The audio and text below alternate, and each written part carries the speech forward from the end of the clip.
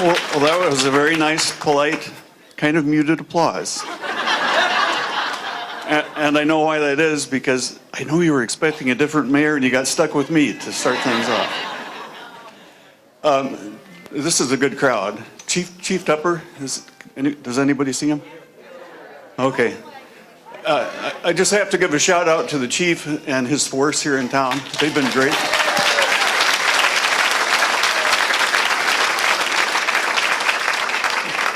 He knows I'm one of his biggest fans, and we have one of the best police forces that has such an outreach to people in the community.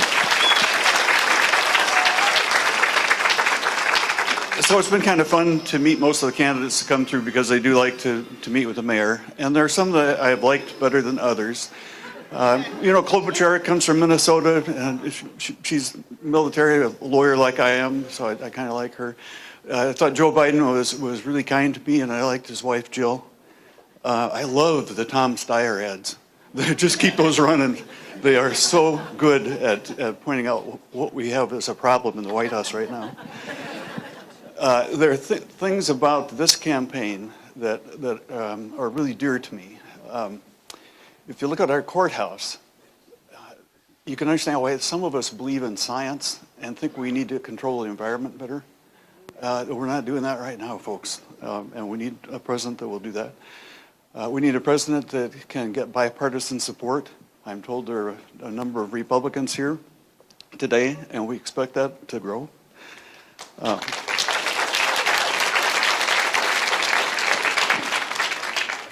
With an unemployment rate of about 2.7% in Iowa, and with the plants that we have here in town, we really badly need to fix our immigration, and we need to do it now. And we need to have a president who can get both parties to get in a room and get this done. And I think we got one here. A week or two ago, there were 3 mayors that came in from Florida, Austin, Texas, and Lincoln, Nebraska. And I was invited to get together with them for lunch. They're all big Pete supporters. It was fun to meet them, and we're going to continue our relationship back and forth. They tried to get me in the corner and promise for whom I would caucus. They didn't get it done then.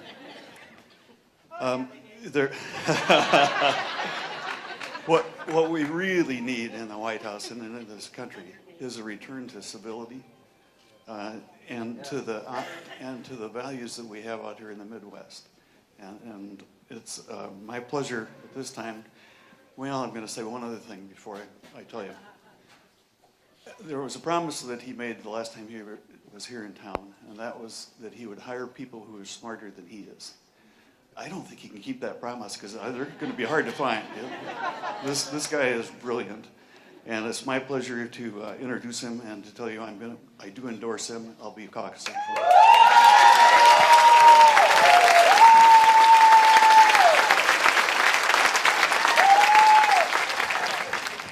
Well, thank you so much, Mayor, for your endorsement, for your support, for your service to this community. We are so glad to have you on board. And it's always especially meaningful when you hear words of encouragement from a fellow mayor, because mayors have to get things done. It's just fundamentally different from what we expect from politics in Washington these days. Because when you're a mayor, if there's something wrong with the road, you don't get to pretend that there isn't and say, oh, that's, have alternative facts. No, it's there. Everybody can see it. It's not fake news. You got to fill it and fix it. And it's hard to make it work. When the budget is in trouble, you don't get to print Marshalltown currency. You just have to figure out a way to make it work. And you will never, ever hear about a city government shutting down because the two parties can't agree. It's not an option because, among other things, the city's in the business of delivering water, which you need in order to live, so we just get it done. And part of the idea of this improbable campaign is that we would be well served if we could get Washington to start running a little more like our better run cities and towns before the reverse starts to happen. So I'm delighted to have a mayor on board, and so glad to be back in this community, and so thankful for the way that you have welcomed our team members. Fernando and other members of the Pete for America team who have been out in the community, getting to know you, sharing the message. I know I'm biased, but don't we have the nicest, kindest, most energetic organizers?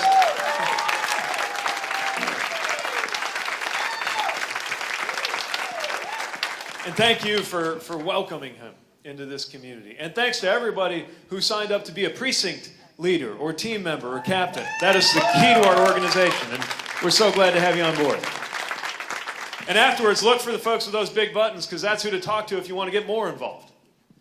And of course, thank you for caring so much about this country, to come spend time together today, to caucus and to be part of this process. You know, from the first time we were in Marshalltown in a backyard, just trying to, there's our host, just trying to help people figure out how to say my name. There you go. Rolls off the tongue, right? I'm starting to feel like I'm just first name Mayor, last name Pete these days. And then by the time we were here next, it started to feel like we were catching on. And I could tell because you had that Iowa way of letting me know I was getting somewhere. You know, you'd say, oh, your speech looked really, really good. You're in my top 7 now. And now here we are in these last few days. We're starting to count it in terms of hours more than days. And I can tell it's decision time. That folks are making up their minds for how to use that critically important influence that you have on the process just by virtue of being Iowa caucus goers. And that's why I'm here one more time, eye to eye, to ask you to caucus for me and support this campaign and to explain why. This is as critical an election as the American people have ever faced. I think we all know that. And it is so important that we get this right. And in order to envision what's at stake, I'll ask you to picture the image that I always like to begin by asking people to form in their minds in as much detail as you can.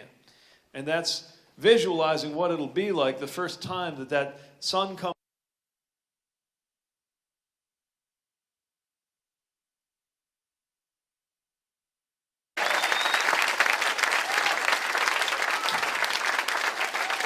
Feels good to think about, right? Sooner the better, right?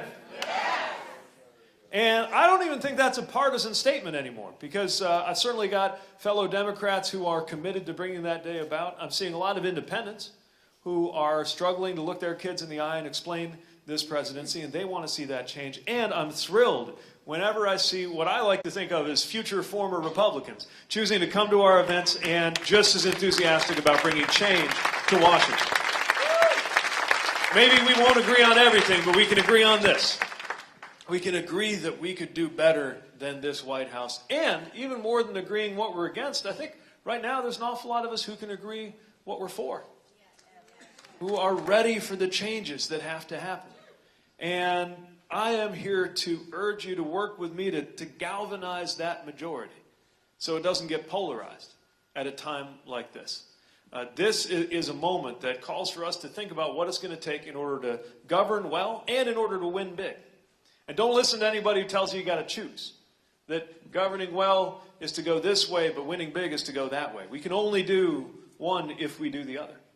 And that's why I'm asking you to visualize that day, to think about what we need to bring it about. Now, if you think about our history, in the last half century in this country, every single time my party has won the White House, without exception, we've done it with a nominee who is looking to the future, moving past the arguments of the past, not a creature of Washington, and opening the door to a new generation. That's how we win. And that's going to be more important than ever, because that is also how we will govern.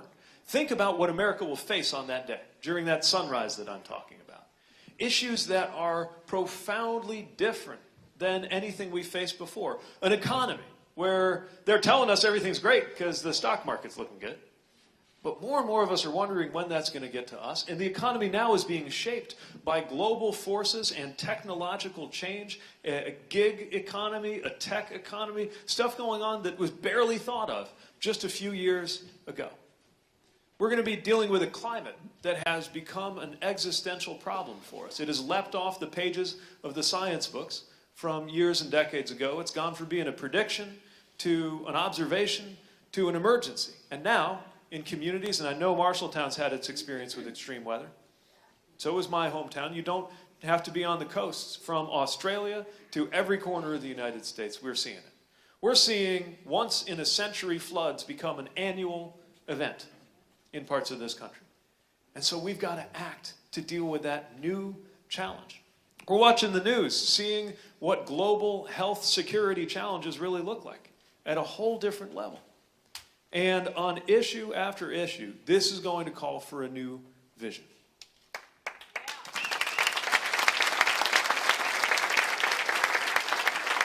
But not just that. In order to deal with those issues, we also got to face the fact that the climate in Washington is as intensely polarized and divided over party as ever. So we got all of these new issues that we got to face. We've got a polarized country, a paralyzed Washington. And that's why it is so important that we look to the future and not get mired in the arguments of the past. I believe strongly, and have said so on this campaign, about the decisions that led us into the Iraq War and why we should have made different decisions.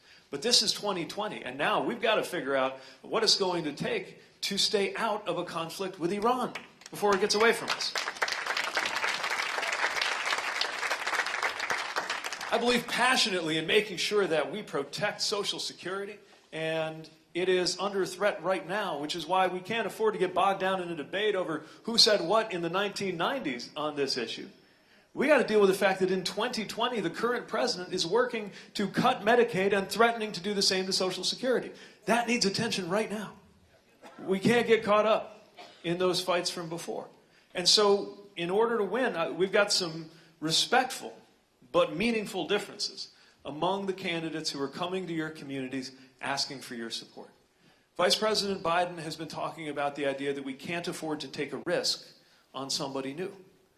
But I believe history has shown us that we can't afford to take the risk of falling back on the familiar and expecting the same Washington playbook.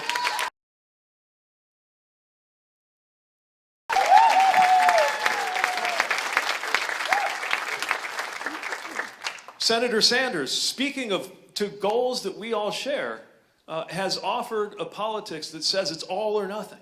It's my way or the highway. At a moment when we finally have an American majority that actually believes that we can and should look to the public sector to make sure everybody has insurance. They're just not so sure about the idea of kicking people off their private plans. American majority ready to undertake the biggest expansion in college affordability since the GI Bill. Just maybe not so wild about the idea of subsidizing the children of millionaires or billionaires. We have a majority now to do things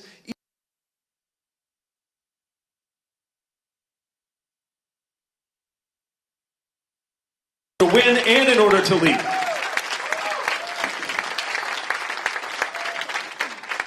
So let's leave the politics of the past in the past and be ready to turn the page so that we can get these big things done.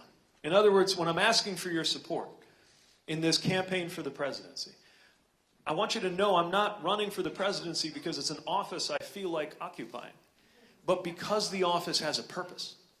And the purpose of the presidency is not to glorify the president, it is to empower and unify the American people to do big things. That's why I'm asking for your support.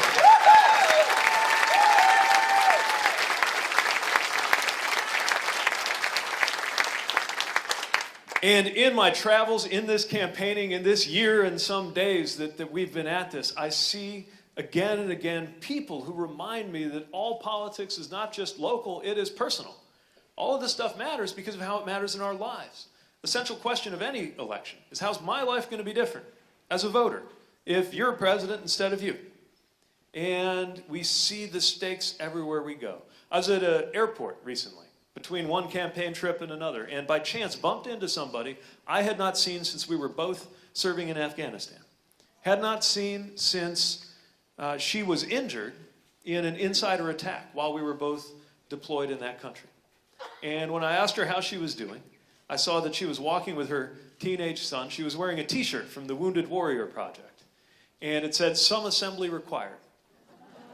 She had the most amazing spirit and sense of determination and humor. I asked how she was doing. She lifted up her knee, tapped on her prosthetic leg, said the Navy'd fix her up just fine, and then shared that she had a deployment coming up and she was looking forward to doing her job. because our people in uniform will do whatever the United States of America asks of them. That's why we should never send them into harm's way if there's an alternative. That's what's at stake in these big issues of war and peace.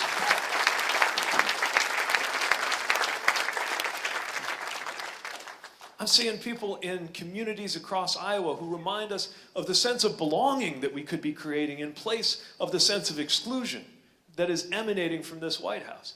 Understanding that this country has a place for everybody. In Muscatine, I met a high school student who came up to me on a rope line and shared with me that this campaign had let her know that she could be herself, that she could go to school, that she didn't have to be ashamed of who she was just because she had autism. We hadn't even discussed autism very much at that point. We're very proud of our disability policy, but I was still working on it at the time.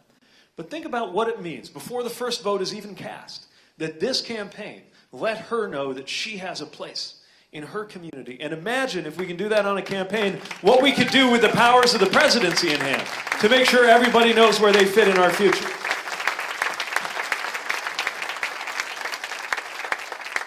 I met someone in Emmitsburg who has the moral imagination we should all look to in order to make our politics better. She stood up and asked a question about what was going on at the border. Not because, as far as I could tell, she had ever been near the border, but because, as she shared with the room bravely, she remembered what it was like when her father walked out on her family a couple of years earlier. And so when she hears the words family separation on the news, she knows exactly what family separation meant in her family and can picture, even for someone in a totally different situation. Imagine a 5-year-old boy from El Salvador on the border in Texas.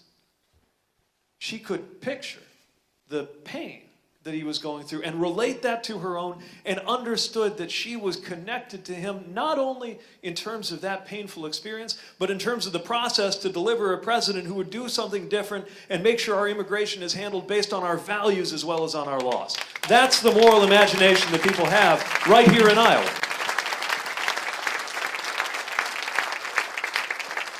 And I'm seeing it everywhere we go. That's what we have a chance to deliver in this moment where I know watching the news can be a bleak exercise sometimes. It can be exhausting and it can be demoralizing.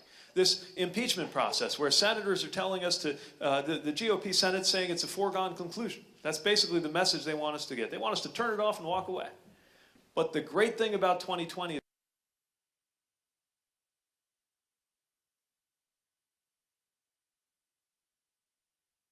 and we have a chance to reject that cynicism and do something better. That's what we're part of.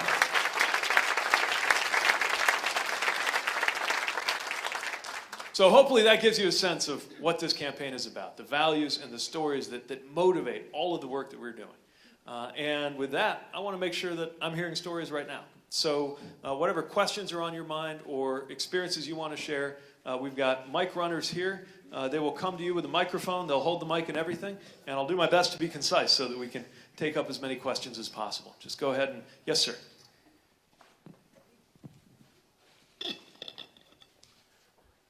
When you're elected president, I like how this is starting. All right, good.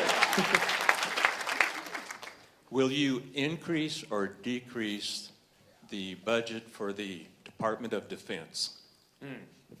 Well, I think we need to review what we're spending our taxpayer dollars on. And the DoD can't be exempt from that. Look, I believe, having served in the military, that we need to have the strongest and finest military in the world.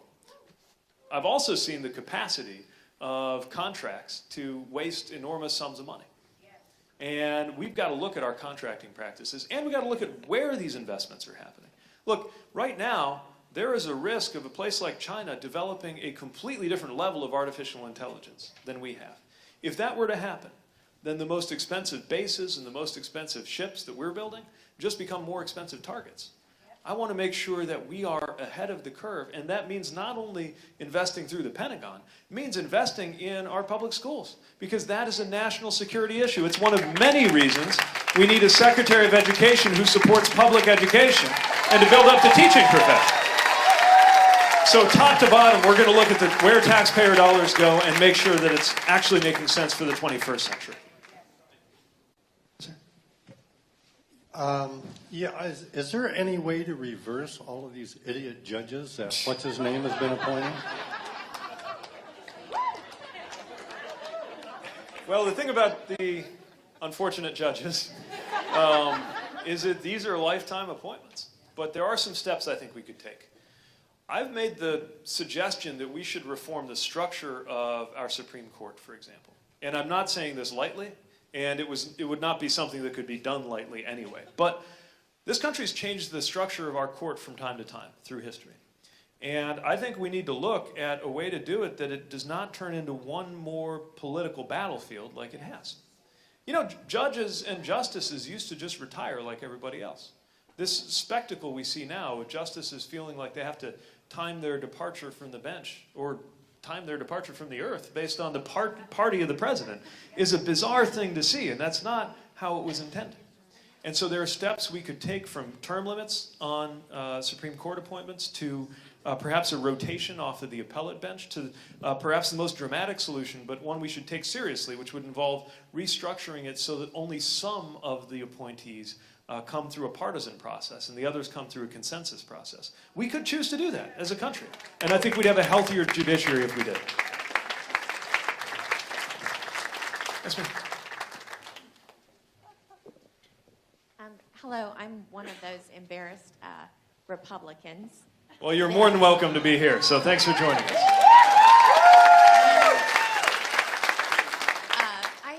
I have a college-age daughter that said, I need you to go see this guy named Pete. She wasn't sure how to pronounce your name.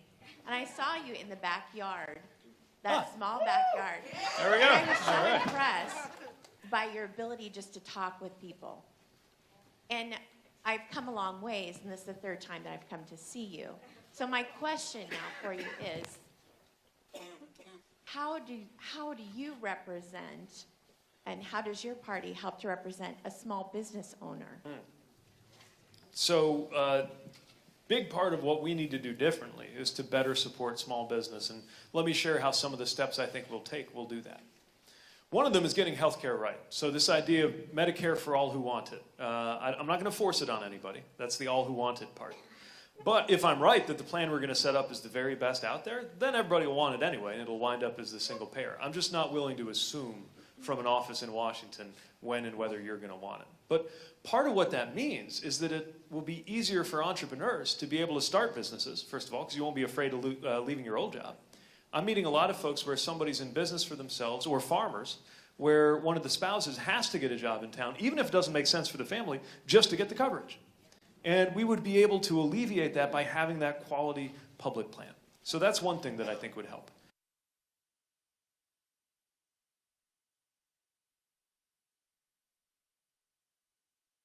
Here in good faith, but what I'm talking about is the fact that you got companies like Amazon and Chevron that are, if you paid more than zero in federal taxes last year, then you paid more than they did on their billions of dollars in profits. So we got to level the playing field. We could fund all of the things we're talking about, investing in infrastructure and the healthcare ideas and better education. We could fund all of it and grow the economy if we were willing to collect from these giant corporations, because I'm guessing your small business doesn't have an army of lawyers and accountants who know how to park your profits someplace where the IRS won't see them or won't count them. And so we've got to make sure that there's not this incentive to park your profits overseas, and that also domestically we true up the way that we collect taxes on different forms of revenue. We do that, it's more of a level playing field for you competitively. Another thing is education and skills training. Recruiting might be a challenge for you at a time like this. Good problem to have economically. We're glad folks have jobs. But we've got to make sure that people are ready to adapt and to participate in the workforce who might have a lot to offer but haven't been connected up with the right skills. Or we got folks with disabilities who would love to come work for any number of employers. But right now, the way Social Security disability works actually punishes you for getting more hours. If we fix that and these other things, I think it makes it easier to run a small business. And small business is an engine of job growth. It's part of what helped my city come back from the brink when we were hurting economically. And I want to make sure, especially in more rural areas, that we are supporting that kind of enterprise that holds the key to a better future for everybody. Thanks for being here. Yes. Representing HRC, I love it. Hello. So first of all, I want to say that my parents were refugees, and I just want to say thank you. Oh. Yeah, it's from the Bosnian War. But what are your thoughts on Australia, and how are you going to fix the climate crisis? Well, first of all, I'd be remiss if I didn't mention the contributions of refugees to our communities. Our communities are better off because you're here. This is not just about a moral obligation to support people who are often fleeing the exact kind of violence and repression that we stand against as a country, but also you come to our communities bearing a gift, and as they become your communities, you help to shape them and make it better. And so the country is lucky that you're here, and your civic participation shows it. So what was your question again? Australia, sorry. I just want to make sure I mentioned that. In fact, we did an event in South Bend about how we had one refugee sharing his story from Iraq. He's a refugee because he took the chance on helping U.S. troops, and it put him in danger.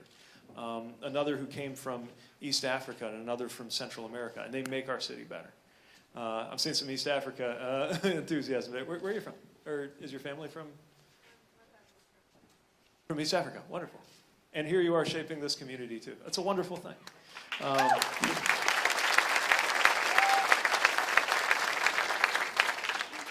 My father came to this country under more comfortable circumstances than refugees did, but he came to this country looking for an education and then became a citizen, and that's why I'm here. So, speaking of other countries, what are we going to do to support Australia? Say again? Crisis, Yeah. and how you're going to change it. Yeah. So Australia is only the latest illustration of why this is not theoretical. When you turn on the TV and there are tornadoes made out of fire, we've got a problem. Just as we got a problem with the flooding we're seeing in river communities across the Midwest, and the sea level rise that our fellow mayors in Florida are dealing with, and what's happened in California. And so we can no longer talk about this like it's theoretical. It needs immediate action. Now, the scientists say that we need to take a series of steps by about 2030 in order to head off catastrophe. But if the scientific deadline is 2030, that means the real deadline, the political deadline, is 2020. Because if we don't have a president who believes in climate science by next year, we're never going to make it to those 2030 goals. So first of all, sounds like table stakes, but have a president who believes in climate science and somebody in charge of the EPA who believes in environmental protection.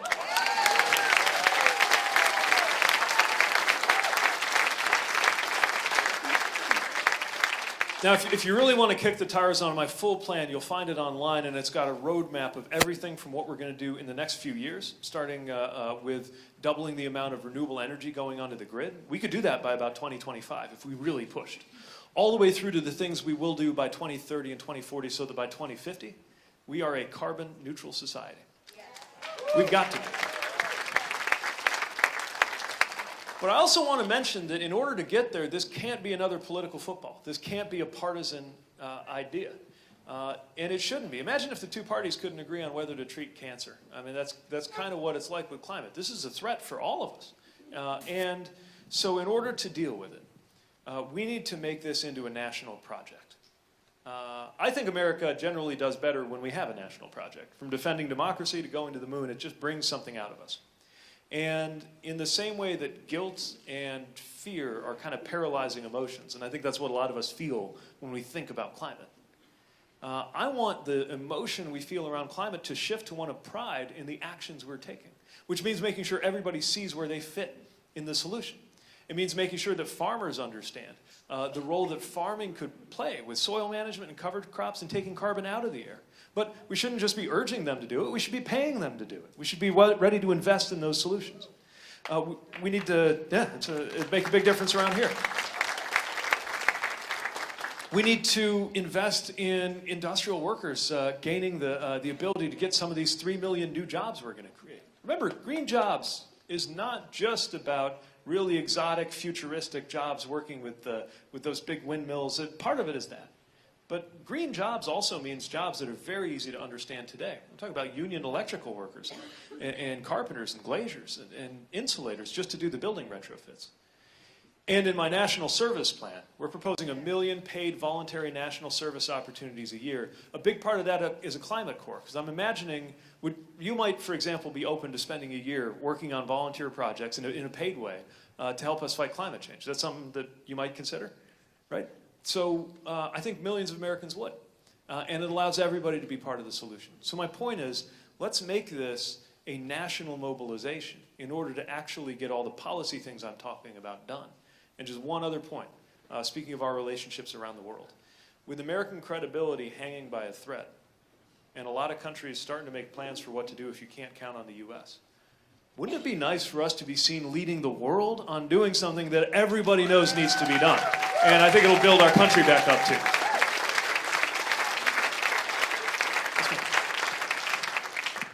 Mayor, this will be the last question. No, okay. I have a 19-year-old daughter that's going to be voting in her first election this fall, and I know one of the things that's important to her is health care because she's a type 1 diabetic. So what's your plan to combat drug prices, and does your Medicare for All who want it cover pre-existing conditions? Sure does, absolutely. And you're right, we got to look, there's a lot of excitement in the debate over Medicare for All who want it, but we've also got to talk about prescription drug prices. And the problem with prescription drug prices is the result of a set of choices. It didn't just happen. And when you see what's going on with the price of insulin, when you see what's going on with the price of a lot of medications people need just in order to live, it shows us that something's wrong, because often we see companies doing this not because they have to, but because they can. There has to be enforcement against price gouging when it comes to prescription drugs and life-saving medication. There has to be. And there will be when I'm president. And I'm actually proposing a out-of-pocket cap that, depending on your income, but never more than $250 a month, there is a cap on prescription drug costs. And the reason I think it's got to be monthly is because I meet a lot of folks who are in this position of having to sometimes delay a medical procedure or filling a prescription. Not because it's the right time medically, but because they're trying to hit their cap for their out-of-pocket on their insurance. So even when you have insurance, we have this weird problem. And if it's monthly, then it matches the way we actually experience the economy. I mean, most of us get our bills monthly, not yearly, right? So that's why we have to do it that way. And one other thing, it's so common sense that I can't believe it hasn't been done, but I think we know why. Medicare ought to be able to negotiate the price of prescription drugs and critical therapies with the companies that sell them. And we're going to do that. And if something like that most Americans get that we ought to do, is not happening, just as it is Republicans as well as independents and Democrats who are sickened by the fact that we've got active shooter drills going on in schools for kids before they're even old enough to learn how to read. Or any of the other common sense things like higher wages and family leave and supporting small business that we know need to happen, and it still hasn't happened in Washington. What that tells us is we've got to fix our democracy too. That's why we've got to act on these districts drawn by politicians who pick out their voters instead of the other way around. That's why we've got to act on money in politics, and if the only way to clear up Citizens United is constitutional amendment, then that's what constitutional amendments are for, and we ought to start making the case today. And that'll help it on every issue. It'll help us deal with it. Well, I'm sorry to hear we come to our last question, but I'm so glad that we're able to come together one more time here in Marshalltown. And I'm so enthused by the energy that I've seen you bring to this process. And so thankful for your level of commitment and your level of hope. I would argue that some sense of hope must have propelled you to be in here in the first place. I think that it's not for nothing that they took the word hope, hopeful, and they turned it into a noun, and they use it as another word for candidate. Have you noticed that? Like, I'm a 2020 hopeful. That's what I'm doing here. How fitting, because running for office is an act of hope. And so is supporting somebody running for office, so is canvassing, so is phone banking, volunteering, voting, and caucusing itself is an act of hope. And I believe that you can transmit that sense of hope to people in your life who maybe are this close to walking away or giving up on the whole process because it is so exhausting. And sharing whatever it is that brought you into this room. Because it's one thing for somebody to see an ad from me. It's another for somebody you know to hear a word from you. That could make all the difference going into caucus night. And I have very high hopes for the state of Iowa. because I was knocking on doors here in 2008 for a senator from Illinois when this state changed what America thought was possible in who we might nominate to be the next president. I watched that happen. And then that's right, I got stuck in the snowdrift. Somebody knows our story. It's a long story. You've never seen a canvassing clipboard used in so many ways. We used it as a shovel. We tried to use it as a ramp to get the car out of the ditch. Finally, this farmer had to come save us. And it turned out he was a Bill Richardson supporter, but I tried to get him to be our second choice. You always got to be careful. You never know when you could be netting a vote. But anyway, I remember that feeling when Iowa made history. And I also remember, at a very personal level, the feeling when I turned on the news a couple years after that, about a decade ago, and saw Iowa make history by giving folks like me the permission to believe that we could one day wear a wedding ring.